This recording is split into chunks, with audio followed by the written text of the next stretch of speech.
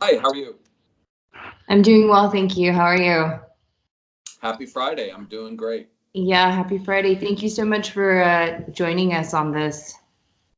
Yeah, this has been a very fun research project of ours, and the more uh, information we get from them, the less we end up knowing about IIF. It's actually a fascinating, kind of crazy story. Indeed. Would you be able to provide a brief summary of the issue just so that we can get some people up to speed that aren't completely familiar with the issue? Yeah. So in June, El Paso Electric, which is the publicly traded corporate utility servicing El Paso and other parts of Texas and parts of New Mexico, announced that it was being acquired by a private infrastructure fund called IIF. And IIF was paying a significant premium for El Paso Electric, meaning that they were paying a lot more than what the market currently valued El Paso Electric for. And because IIF is a private entity, if the transaction goes through, this means that El Paso Electric will transform from a publicly traded company where investors and the public can actually obtain significant amounts of details about the corporation's operations.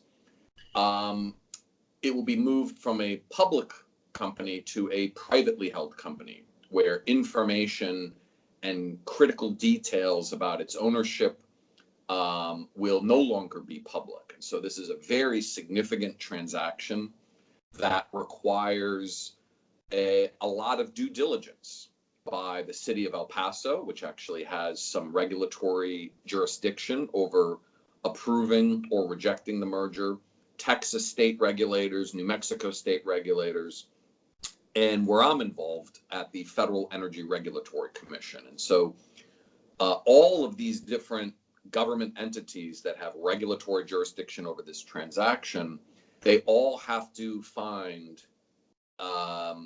that the acquisition of El Paso Electric by this private fund, IIF, is in the public interest. And that's because a franchised electric utility like El Paso Electric is involved in a very important type of public interest service, and that is providing electricity access to hundreds of thousands of households. As you know, electricity service not only is a human right issue, it is the hallmark of a advanced society to have reliable, affordable access to electricity, but also because the historic and current power fuel mix for the electricity sector has often been fossil fuel based, and therefore the operation of an electricity system has a big impact on our ability to fight climate change. And so understanding who the new owners are, or the new proposed owners of El Paso Electric are, is critically important. If we don't know who the owners are, we don't know what their intentions are. We don't know what their plans are for this important electric utility. And so far, in all of these various public filings, IAF is incredibly secretive about who exactly they are. I've been doing this for more than 20 years now, and I've seen a lot of different corporate structures. My employer is Public Citizen. We're founded by Ralph Nader, and our whole mantra is, corporate control over our democracy has very damaging effects. And so we always look at corporate structures very skeptically. This IIF corporate structure is the craziest thing that I've ever come across in my more than 20 years of looking at this stuff. It is convoluted, it's complicated, and the more we dig into it, the more that it appears that IIF is not who they claim they are. Our investigation has determined that it appears that IIF is actually affiliated and may actually be controlled by a large Wall Street bank called JPMorgan Chase and Company. And if that's the case, I think that the people of El Paso should be extremely skeptical about a Wall Street bank taking over their local utility. You had mentioned that it's important to know who the owners are so that we can have some kind of oversight as a community of what's going on. Would you be able to get into some of the risks that come into play once, if our El Paso Electric gets into the hands of a private equity fund that's primarily managed by a Wall Street bank? And will you go into some of the findings that you found in terms of the fines that JP Morgan has had to pay in the past? Yeah, so, a private equity fund has a very different financing model. Almost every private equity takeover of another corporation involves what's known as a leveraged buyout. And all that means is private equity almost always uses almost all debt or borrowing to acquire a corporation.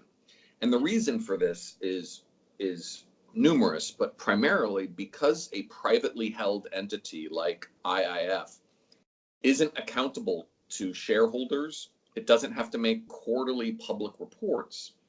It is much easier for them to take on enormous amounts of debt, and by debt financing acquisitions, they're able to put up little to no cash or collateral, borrow all the money, and try to lay off workers or make cutbacks at the company, reduce costs, increase short-term profits, so that the short-term profits far exceed the cost to service the loan that they took out to acquire the company. And then once they've made their money, they then sell this company at a big profit. So this is the private equity model. Private equity firms do not and are not interested in long-term investing.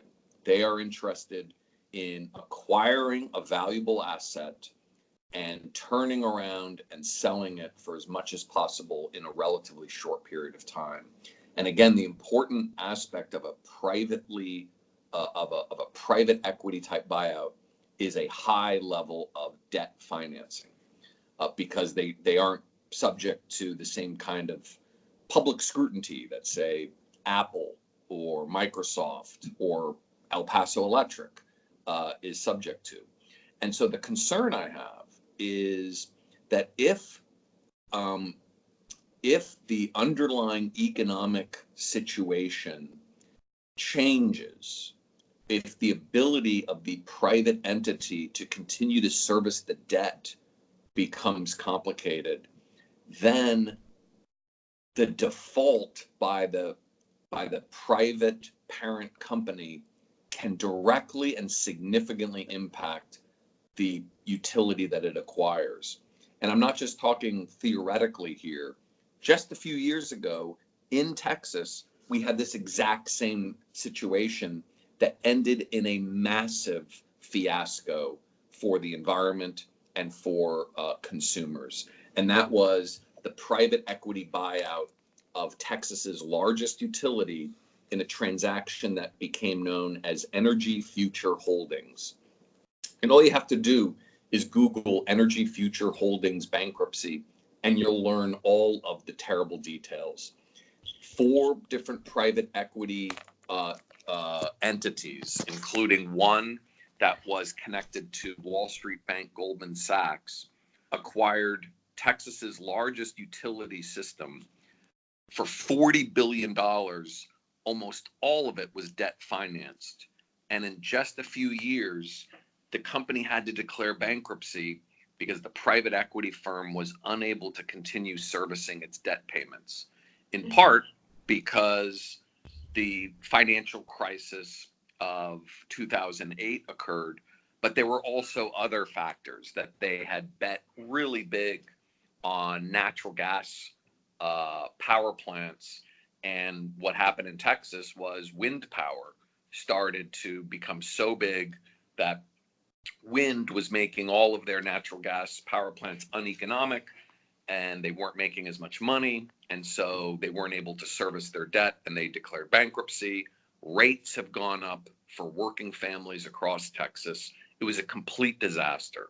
And so this is the cautionary tale here, is when you don't know the details of how they're financing the transaction, if you don't know the details of who exactly owns it, folks in El Paso ought to be looking skeptically at this transaction.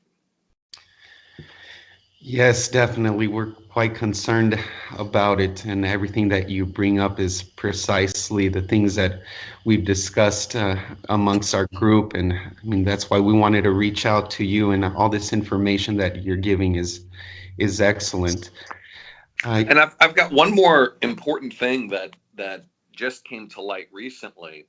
So, the IIF has a whole series of what's known as limited liability companies that are essentially shell companies.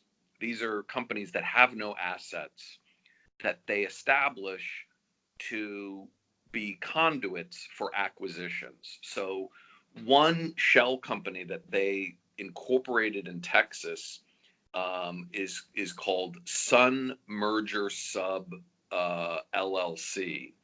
And they filed incorporation papers with the state of Texas actually on May 17th, before the deal was formally announced. And in the documents for this shell company, and this shell company, Sun Merger Sub, is going to be the entity that will be directly acquiring El Paso Electric. And if you look at the incorporation records filed in the state of Texas, they list one individual who is on the board of directors of this newly established Texas subsidiary. His name is Henry W. Fain.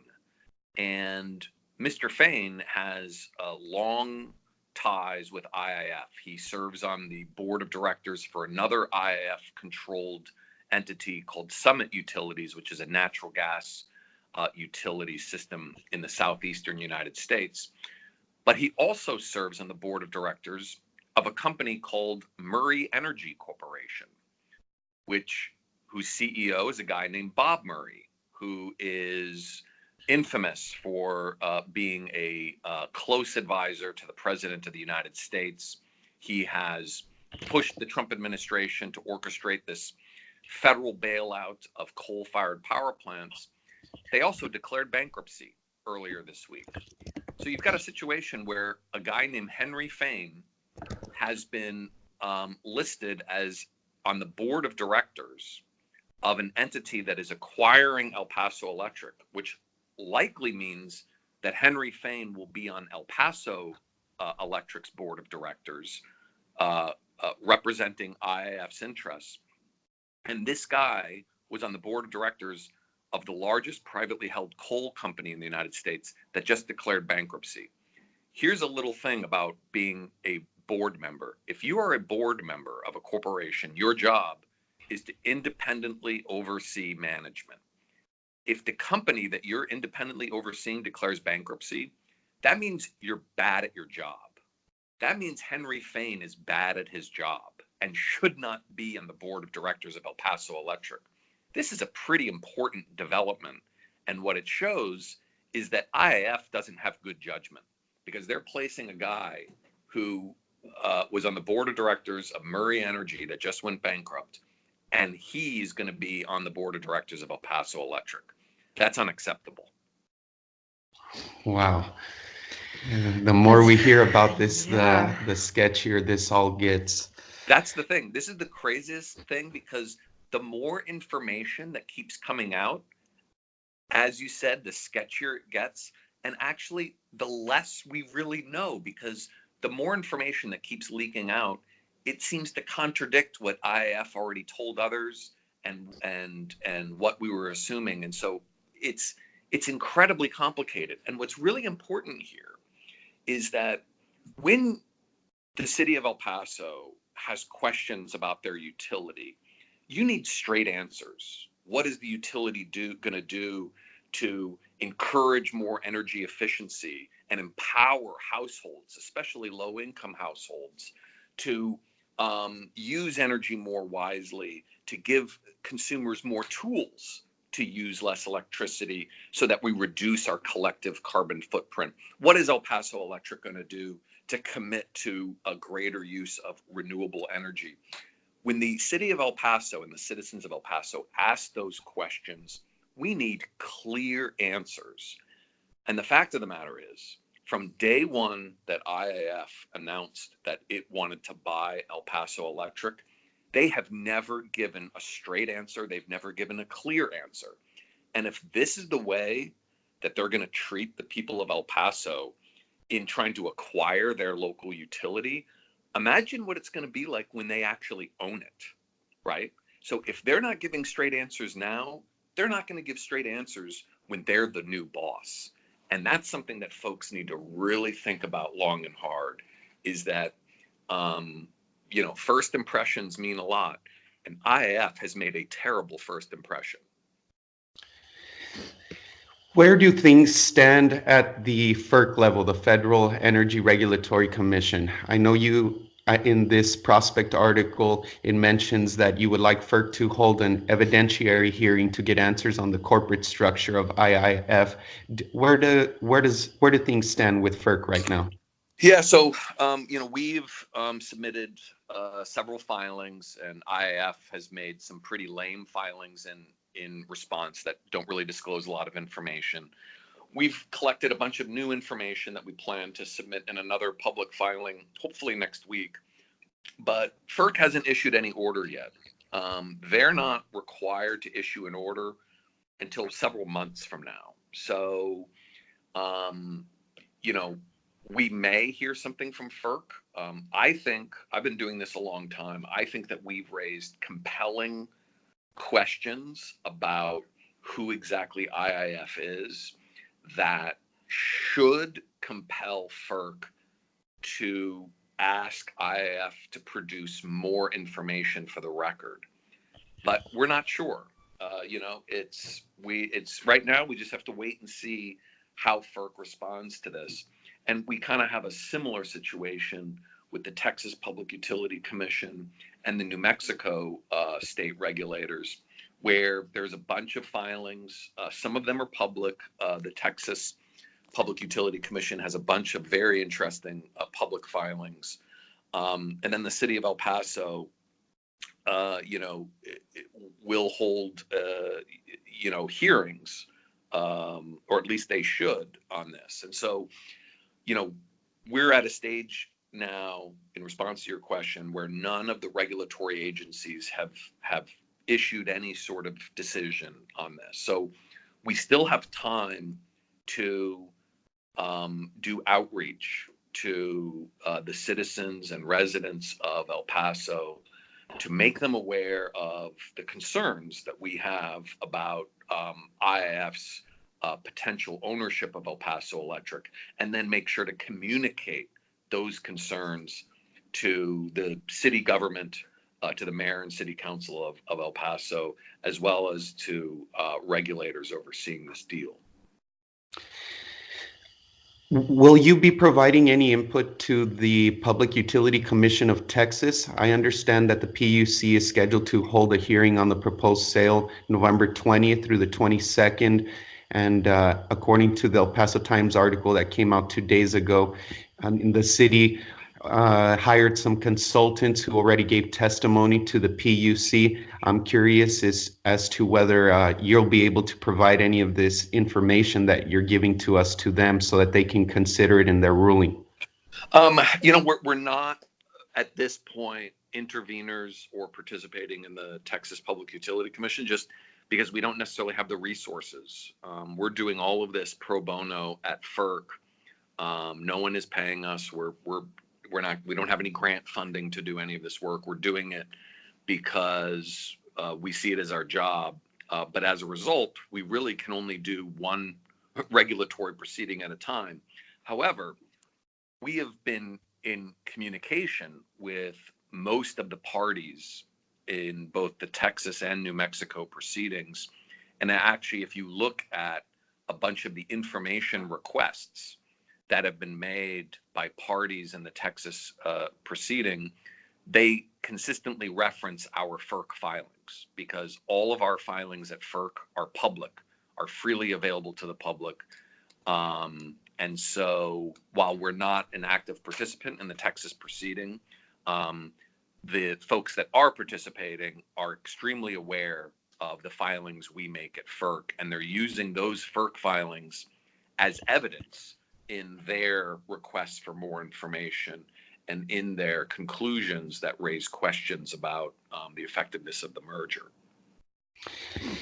Would you have any recommendations or suggestions for us as a community to try to sound the alarm? Anything that you've seen in other parts of the country that communities have done to try to block this kind of sale, even though this is as sketchy of a sale you've seen in the 20 years you've been looking at electric utilities? I mean, I'm hoping that there's some kind of suggestion you can provide.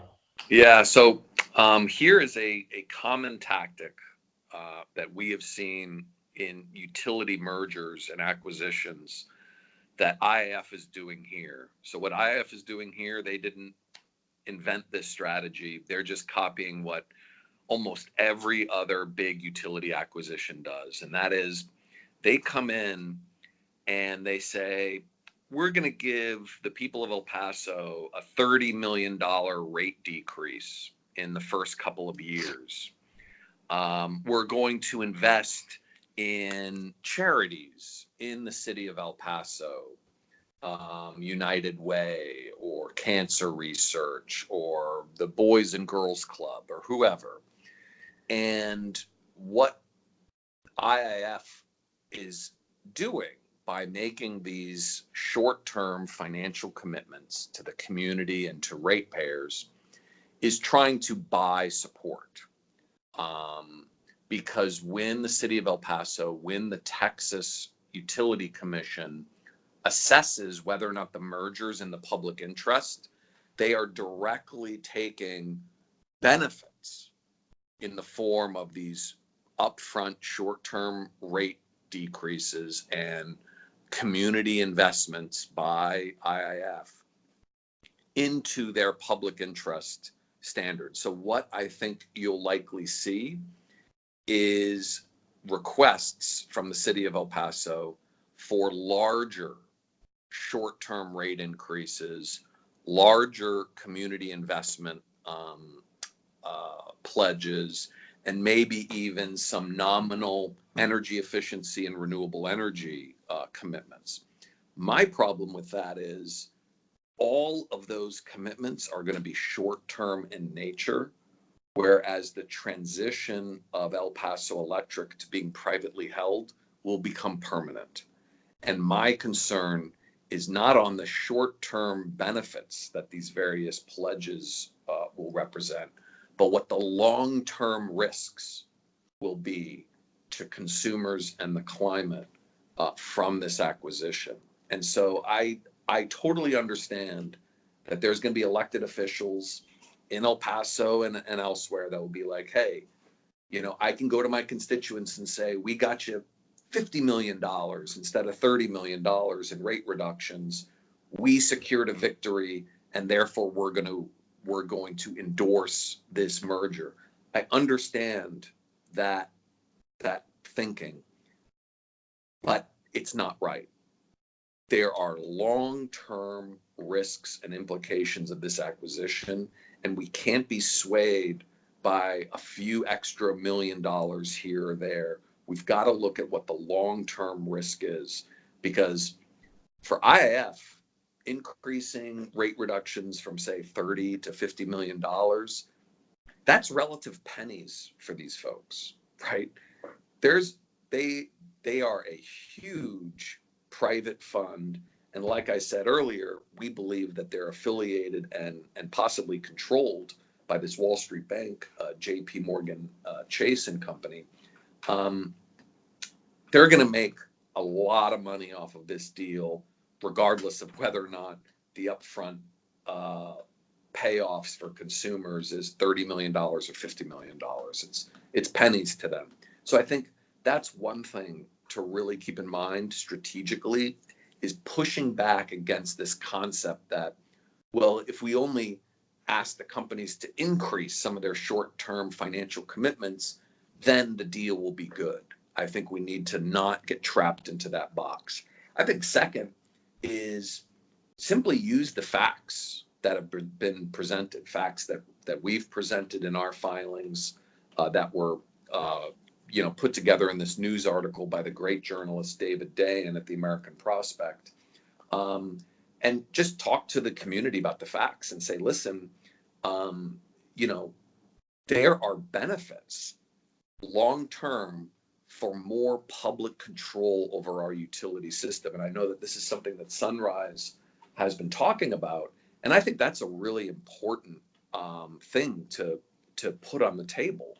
Like, if are there possibilities for the city of El Paso and for surrounding communities, including neighboring communities like Las Cruces in New Mexico, to, instead of allowing this Wall Street infrastructure fund to take over your utility, can't we have it operate as a publicly controlled, publicly owned utility? There are thousands of municipally owned utilities around the country. San Antonio, Austin, Texas, Georgetown, Texas, Los Angeles, California, Seattle, Washington, Sacramento, California. Now, being a publicly owned utility doesn't automatically mean that you have stronger commitments on climate change or better relationships with consumers. It comes down to municipal management, right? There are some municipalities that are incredibly responsive to the needs of their residents and citizens. And there are other municipalities that have issues of corruption and lack of transparency. So just, public ownership doesn't automatically mean that you're going to be more accountable. But what public ownership of a utility does allow and enhance for is putting in greater social and economic mandates for an electric utility. So like what you see from Austin, Texas, and Seattle, Washington, these are municipalities that are leaders on fighting climate change, in part because their municipal leadership has control over the utility. And so when they talk about making pledges, they can back that up with commitments by their municipally owned utility. You want Austin, the city of Austin, to be powered by more renewable energy, then you order the municipally controlled utility to make greater purchases of renewable energy.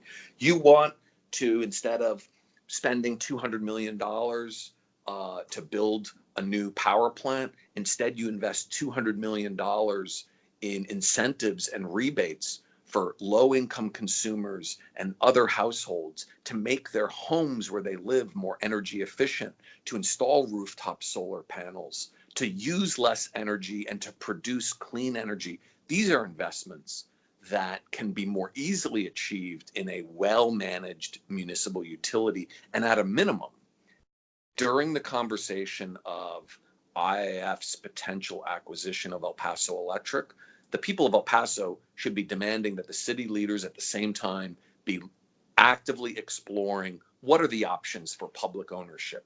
Is this feasible? And have that discussion in order to compare and contrast with IAF's offer. Just because IAF comes in and says we want to buy El Paso Electric doesn't mean that they should be able to do it. They've got to prove that their acquisition is going to make El Paso Electric better. And from what I've seen from IAF's proposal, it sucks. Their proposal is terrible because I don't trust anything that IAF says now, because they've given me no reason to trust them.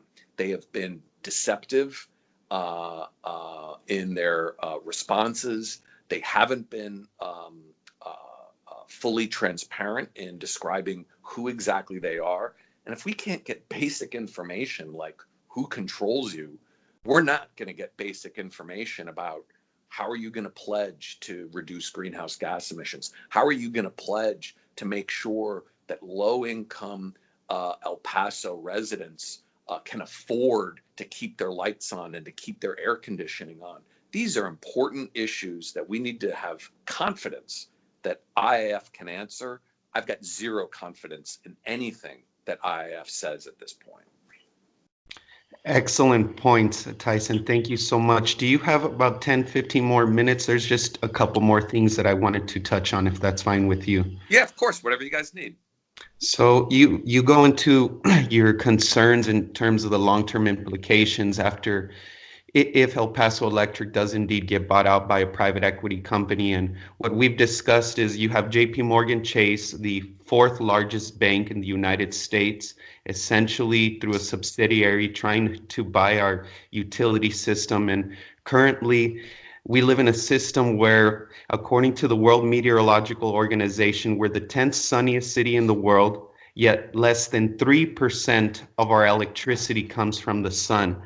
So again, our discussion has been, okay, if this goes into the hands of private equity, the name of the game is profit. At the end of the day, they're looking to maximize profit for its shareholders, for those invested in the fund, not what's doing best for the community, not looking into the best long-term interest for the community, which means that they're not going to look into a renewable power source or take a dirty power source offline because it's not in their financial interest to do so. So if you can make any comments about that, as well as if going to, you had mentioned that EP Electric is in a unique position because of the Permian Basin and the fracking that's going on over there. If you could touch on both of those things, please. Of course. So the first thing we need to think about is, how does an electric utility like El Paso Electric, how does it make money? It makes money by selling its customers electricity, right? Every month, right, hundreds of thousands of people pay their utility bill to El Paso Electric. So El Paso Electric knows every single day that it's going to have a customer, right? No other industry on earth has a guaranteed customer base 24 hours a day, 7 days a week, right? We don't really have an option to use electricity, to buy electricity. We need electricity to function in our modern worlds, to charge up our phones, to power our laptops, to put the air conditioning on, to heat our homes so that we can be safe, right? So let's say customers of El Paso Electric start installing more rooftop solar, right? Well, when you install rooftop solar, you automatically become a competitor to the utility because you are producing your own electricity. And in fact, under most rules, if I produce more electricity from my rooftop solar system than I'm consuming in my house, the local utility has to buy that excess solar power from me because it's going into the grid to provide electricity to other homes. So from a utility business model, right, they do not want to see more of their customers self-generating because then they are losing income from those customers. So from IIF's perspective, if they're going to make money on this deal, they've got to have as many of their customers paying their utility bills every month. If all of a sudden El Paso Electric says, you know what, we're going to build in incentives to make it easier and more affordable for 30%, 40%, 50% of our customers to encourage the building of solar panels on apartment buildings, to build community solar projects, right? All of a sudden, the numbers, the financial numbers for El Paso Electric don't look as good. So from IIF's perspective, they are absolutely not interested in consumer empowerment in terms of promoting on-site renewable energy because it doesn't make financial sense for them. So I think that's a really important argument. When you look at a municipal utility, right, Municipal utility doesn't exist to profit, right? It can't lose a ton of money because otherwise you're going to have to make up that money by raising property taxes or whatever. But the municipal utility isn't out to make a profit. It is there to break even, right? To produce something of value and to give that something of value to its citizens, and the citizens in turn pay something for that value. So for a municipality, it doesn't really matter if they've got super high penetration rates of self-producing customers, right? But for IAF, their number one concern, as you accurately pointed out, is getting a profit, getting a return on that investment. And for an electric utility, rooftop solar systems are a counter to their ability to make money. And so I think that's something that's a very important consideration to take into account. So I wanted to, last couple things that I wanted to touch on, I believe, is explain to us maybe why is JPMorgan so interested in buying EP Electric? There's the article from the prospect that brought into question the fracking going on in the Permian Basin and what the link is to that. And then there's also some things that JPMorgan has done illegally in the past, as far as in the energy markets, and using the data that they have as a result of owning certain utility companies and using that to make profits in the markets. Right. So, the Permian oil and gas basin in West Texas is the most prolific oil production basin in right now the world. And it's all because of fracking. The Permian is now producing about 3.5 million barrels of oil every day. And for one thing to understand about fracking comes from the term hydraulic fracturing. And what's different about hydraulic fracturing from conventional oil and gas production is that it uses an enormous amount of water to drill or fracture up the hard rock where the oil and gas deposits are trapped in millions of fissures within the hard shale formation. And so as a result, hydraulic fracturing is far more water intensive than traditional drilling. And in order to use this 3 million gallons of water mixed in with toxic chemicals and particulates like sand for each fracked well, it takes enormous amount of electric power. Because if you've ever been to a fracking site or seen videos of an actual frack job in action, it sounds like a 747 jumbo jet taking off a runway from an airport. It literally sounds like huge, massive jet engines that are pushing these millions and millions of gallons of water at super high pressure deep into the ground. Remember, the average depth of a well in the Permian is over 10,000 feet deep. You are pushing millions and millions of gallons of water and chemicals deep into the earth at high pressure. It takes enormous electrical energy, and most of the electrical energy for the Permian Basin frack sites are from on-site diesel generators, which is terrible for the climate, right? If you've ever been near a diesel engine, a diesel generator when it's operating, they're very polluting, right? So I don't have firm proof that El Paso Electric is trying to be the utility for the fracking industry. But it makes a lot of sense because here you've got a utility that's got power plants, that's got business of transmission lines, and hey, it could go to all of these Permian frackers and say, listen, instead of you spending all this money on generators to operate your fracked well, why don't you allow us to connect your drilling operations to our wires so that we can ship you and sell you the electricity to continue to frack. So again, I don't have firm proof that that is the design, but geographically, El Paso Electric is positioned to serve the Permian Basin frackers. Whether or not they will, I don't know. But for a bank like JPMorgan Chase, they're very savvy.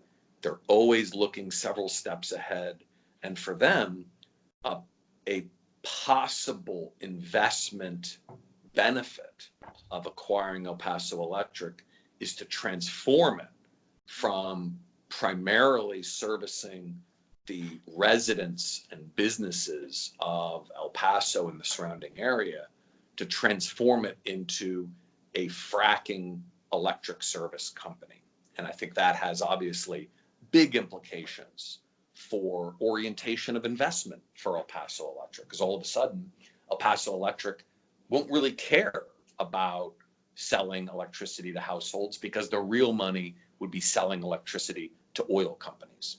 So again, I think, we don't have firm proof that that's what El Paso Electric intends, but I think it's something that the people of El Paso should be asking questions about and getting answers. And in terms of JPMorgan Chase, yes, this is a company that we have tracked for a very long time. And we played an intimate role in helping to bring to light elements of their market manipulation in California and in Michigan in 2010 and 2011. The company at the time, its energy operations were overseen by a woman named Blythe Masters, who was the global head of commodities for JPMorgan. And before she became the global head of commodities at JPMorgan, she invented the credit default swap, which was one of the financial products that helped bring down the global economy. So she's a very savvy financial player.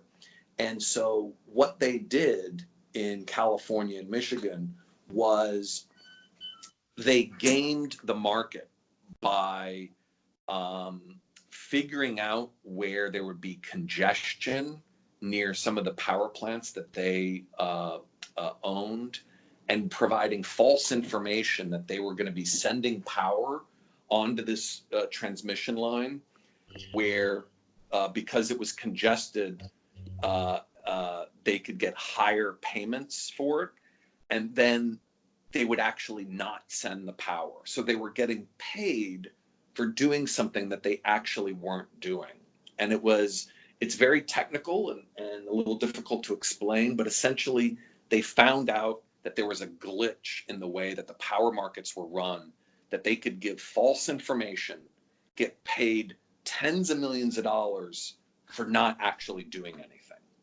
And that was illegal, right? And they knew it was illegal, but they did it because they wanted to make as much money as possible. And as a result of this scheme, power prices were artificially increased, which means public schools, hospitals, working families across California and Michigan paid higher utility bills because JPMorgan was scamming the market. So federal regulators finally caught on to this, and they brought in Blythe Masters and her team, and the FERC had the evidence of what they were doing, and they confronted them, and Blythe Masters and her team lied. They failed to cooperate. And so as a result, there was a non-public enforcement staff investigation report that ended up getting leaked to the New York Times, which is how we know about it.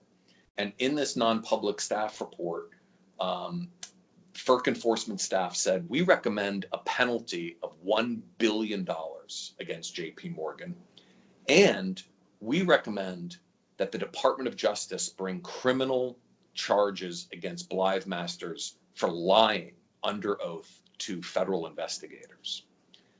And this freaked out JPMorgan. So JPMorgan, from the information that we have at Public Citizen, said, listen, in exchange for you guys going more lenient on us, Blythe Masters is going to resign from her position at JPMorgan.